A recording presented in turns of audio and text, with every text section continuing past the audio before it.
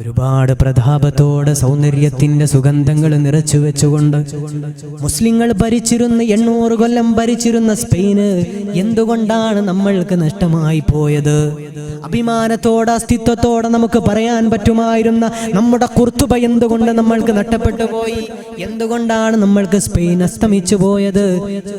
അവിടെ ഇസ്സത്ത് എന്ന് പറഞ്ഞത് മറ്റു പലതിലും ആളുകൾ ഇസ്സത്തിനെ കണ്ടതുകൊണ്ടായിരുന്നു. അവിടെ നടക്കുന്ന ദർസുകളിൽ, അവിടെ നടക്കുന്ന ക്ലാസുകളിൽ, അവിടുത്തെ ചുറ്റുപാടുകളിലെല്ലാം നിരീക്ഷണം നടത്താൻ പോർച്ചുഗീസുകാരായ ചാരന്മാർ കടന്നു വന്നിരുന്നു എന്നാണ്. അവിടെ നടക്കുന്ന സ്വഹീഹുൽ ബുഖാരി ദർസിൽ അവിടെ നടക്കുന്ന എല്ലാ കാര്യങ്ങളും നിരീക്ഷിക്കാൻ ചാരന്മാർ കടന്നു വന്നിരുന്നു. അവർ അവിടുത്തെ കാര്യങ്ങൾ വിലയിരുത്തി തിരിച്ചു പോകുമായിരുന്നു. ഒരു ദിവസം ഒരു ചാരൻ കടന്നു വന്നു. ഒരാൾ അവിടുത്തെ യൂണിവേഴ്സിറ്റിയിൽ പഠിക്കുന്ന, ഇസ്ലാമിന്റെ പ്രതാപകാലത്ത് അവിടെ യൂണിവേഴ്സിറ്റിയിൽ പഠിക്കുന്ന ഒരു പൊന്നുമോനെ കാണുകയാണ്.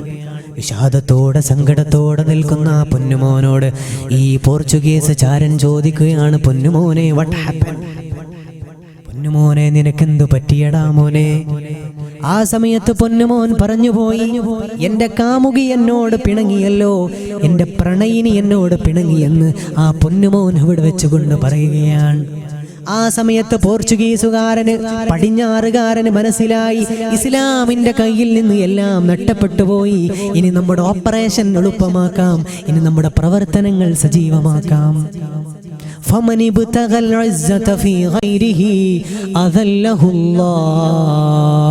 800 വർഷം ഭരിച്ചുപോയ സ്പെയിൻ മുസ്ലിം സമുദായത്തിന്, ഇസ്ലാമിന് നഷ്ടപ്പെട്ടത് കേവലം 3 മാസങ്ങൾ കൊണ്ടായിരുന്നു. 3 മാസങ്ങൾ കൊണ്ടായിരുന്നു സ്പെയിൻ അല്ലാഹു നമ്മുടെ ഇസ്സത്തിൽ നിന്ന് നമുക്ക് അല്ലാഹു നഷ്ടപ്പെടുത്തിയത്. കേവലം 3 മാസങ്ങൾ കൊണ്ടായിരുന്നു. അതാണ് പറഞ്ഞത്, ഇസ്സത്ത് മറ്റു പലതിലുമായി പോയാൽ, നമ്മുടെ ഇസ്സത്ത് അല്ലാഹുവിന്റെ ദീനുണ്ടാകുമ്പോഴാണ്. മറ്റു ചിന്തകളിലേക്ക് മാറിപ്പോയാൽ അല്ലാഹു തന്ന നിഅമത്ത് അല്ലാഹു എടുത്തുകളയുമെന്നതിന്റെ തെളിവാണത്.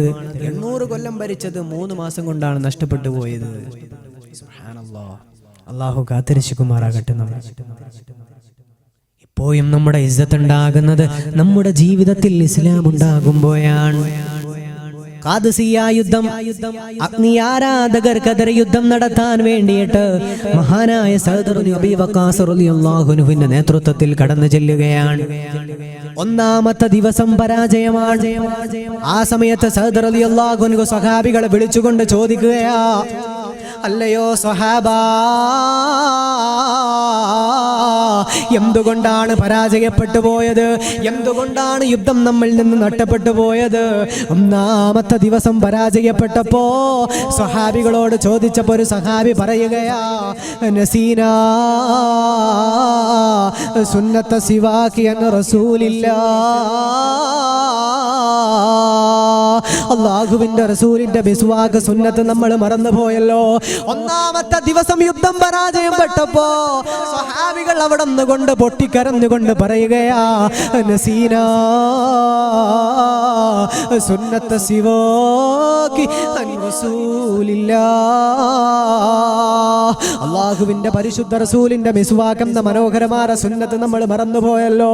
ഈ ഇറാനിലേക്ക് കടന്നു വന്നപ്പോ, ഈ യുദ്ധഭൂമിയിലേക്ക് കടന്നു വന്നപ്പോ നമുക്ക് അറാക്ക് കിട്ടിയില്ലല്ലോ.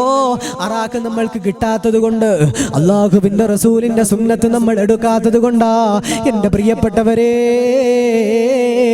മഹാന്മാരായ സ്വഹാബികൾ വിളിച്ചു പറയുകയാണ്, 1ാമത്തെ ദിവസം നമ്മൾക്ക് യുദ്ധം നഷ്ടപ്പെട്ടു പോയത് റസൂലുള്ളാഹിയുടെ സുന്നത്ത് നമ്മൾ നഷ്ടപ്പെടുത്തിയത് കൊണ്ടാണ്. മഹാനായ സഅദ് ബിൻ അബീ വഖാസ് റളിയല്ലാഹു അൻഹു ആ സമയത്ത് തന്നെ അറാക്ക് കൊണ്ടുവരാൻ ഓർഡർ ചെയ്യുകയാണ്. ഒരു യുദ്ധത്തിൽ പരാജയപ്പെട്ടപ്പോൾ ഒരു സഹാബിയും പറഞ്ഞില്ല വെപ്പൺ, ആയുധങ്ങളുടെ എന്താ പറയാ പോരായ്മയാണ്, അതല്ലെങ്കിൽ ആൾബലം അതിന്റെ പ്രശ്നമാണെന്നൊന്നും ഒരാളും പറഞ്ഞില്ല. അവർ പറഞ്ഞു, നമ്മൾ ഇറാനിലേക്ക് കടന്നു വന്നപ്പോൾ നമുക്ക് അറാക്ക് കിട്ടിയില്ല, അതുകൊണ്ട് നമുക്ക് റസൂലുള്ളാഹി തങ്ങളെ മിസ്വാക്ക് എന്ന സുന്നത്തെടുക്കാൻ പറ്റിയില്ല. അതാണ് മുസ്ലിം, അതാണ് നമ്മുടെ ഇസ്സത്ത്. നമ്മുടെ ജീവിതത്തിൽ ഇസ്ലാം ഉണ്ടാകുമ്പോഴാണ് നമ്മുടെ ഇസ്സത്ത്. പാവപ്പെട്ട സ്വഹാബികൾ ചിന്തിച്ചത് അങ്ങനെയായിരുന്നു. എന്തെങ്കിലും ഒരു പ്രശ്നം വരുമ്പോൾ നമ്മുടെ ദീനുമായി നമ്മൾ എങ്ങനെയെങ്കിലും അകന്നോ, ഒരു സുന്നത്തെങ്കിലും നമ്മൾ ഉപേക്ഷിച്ചു എന്നായിരുന്നു അവർ ചിന്തിച്ചിരുന്നത്. നമ്മൾക്ക് എന്തുമാത്രം പ്രശ്നങ്ങളുണ്ട്, നമുക്ക് ആർക്കെങ്കിലും അങ്ങനെ വല്ല ചിന്തയും വരാറുണ്ടോ? 100,000 പ്രശ്നങ്ങൾ കടന്നു വരും. ഒരാളും തന്നെ ഫർദ് 5 വക്ത് ഒരു വക്ത് പോലും നിസ്കരിച്ചിട്ടുണ്ടാവൂല. എന്നിട്ടല്ലേ സുന്നത്തിന്റെ കാര്യം. പിന്നെ എങ്ങനെയാണ് നമ്മുടെ കാര്യങ്ങൾ നേരെയാവുക? യുദ്ധത്തിൽ ചെറിയൊരു പരാജയം ഉണ്ടായപ്പോഴാണ് അവർ പറഞ്ഞത് മിസ്വാക്ക് മനഃപൂർവ്വം അവർ ഉപേക്ഷിച്ചതല്ല, അവർക്ക് അറാക്ക് കിട്ടാത്തത് കൊണ്ട് അവർക്ക് നബി തങ്ങൾ ഒരു സുന്നത്ത് നഷ്ടപ്പെട്ടു പോയി, അതുകൊണ്ടായിരിക്കാം എന്നാണ് അവർ പറഞ്ഞത്. സുബ്ഹാനല്ലാഹ്. മുസ്ലിമിന്റെ ഇസ്സത്ത് ജീവിതത്തിൽ ഇസ്ലാം ഉണ്ടാകുമ്പോഴാണ്, ജീവിതത്തിന്റെ ഓരോ നിമിഷങ്ങളിലും നമുക്ക് ഇസ്ലാം ഉണ്ടാകുമ്പോഴാണ് നമുക്ക് ഇസ്സത്ത് ഉണ്ടാകുന്നത്. അല്ലാഹു നമുക്ക് ഇസ്സത്ത് തരട്ടെ. ഇന്ന സമഅ വൽ ബസറ വൽ ഫുആദ കുല്ലു ഉലൈക കാന അൻഹു മസ്ഊലാ. നിന്റെ കാഴ്ചയും നിന്റെ കേൾവിയും നിന്റെ ചിന്തകളും റബ്ബിന്റെ മുമ്പിൽ ബോധിപ്പിക്കേണ്ടതാ മോളെ. എന്നോടും പിന്നെ നിങ്ങളോടുമാ സംസാരിക്കുന്നത്.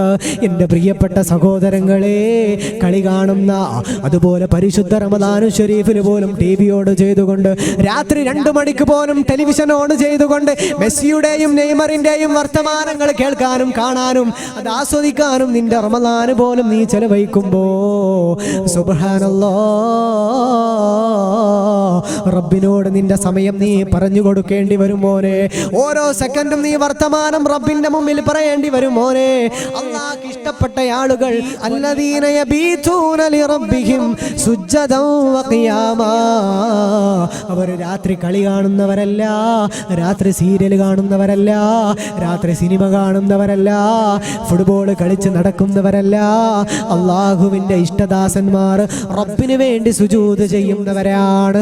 അല്ലാഹുവിനെ ഓർത്തുകൊണ്ട് പൊട്ടിക്കരഞ്ഞുകൊണ്ട് നമസ്കരിക്കുന്നവരാണ്. അല്ലാഹുവിന് ഇഷ്ടപ്പെട്ട ദാസന്മാരായി നമ്മെ മാറ്റി തരുമാറാകട്ടെ. പ്രിയപ്പെട്ടവരെ, മഗ്രിബ് ഇശാഇന്റെ ഇടയിലുള്ള സമയത്തൊന്നും നമ്മൾ ടെലിവിഷന്റെ മുമ്പിൽ ഇരിക്കുന്നത് നിർത്തണം. എത്ര വലിയ തെറ്റാണ് നമ്മൾ ചെയ്യുന്നത്. നമ്മുടെ വീടിന് ബർക്കത്തുണ്ടാകുമോ? മക്കൾ പിന്നെ സ്കൂളിൽ മാർക്ക് കുറവാണ്, മദ്രസയിൽ മാർക്ക് കുറവാണെന്ന് പറഞ്ഞു നടന്നിട്ട് കാര്യമുണ്ടോ?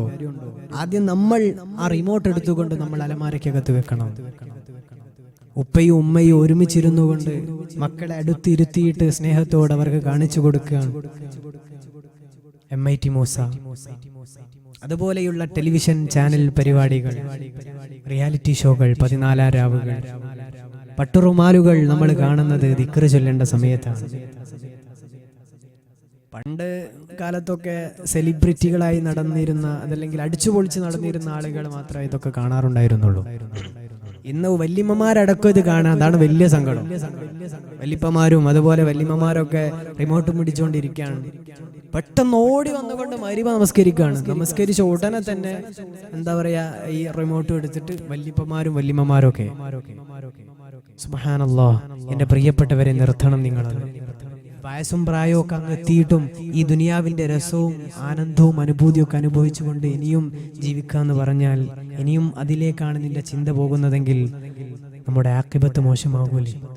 അതുകൊണ്ട് പ്രിയപ്പെട്ട സഹോദരങ്ങൾ, ആ കാര്യത്തിലൊക്കെ ഒരു പുനർവിചിന്തനത്തിന് തയ്യാറാവുക. നമ്മുടെ ഓരോ സമയവും നമ്മൾ അള്ളാഹുവിനോട് മറുപടി പറയേണ്ടി വരും.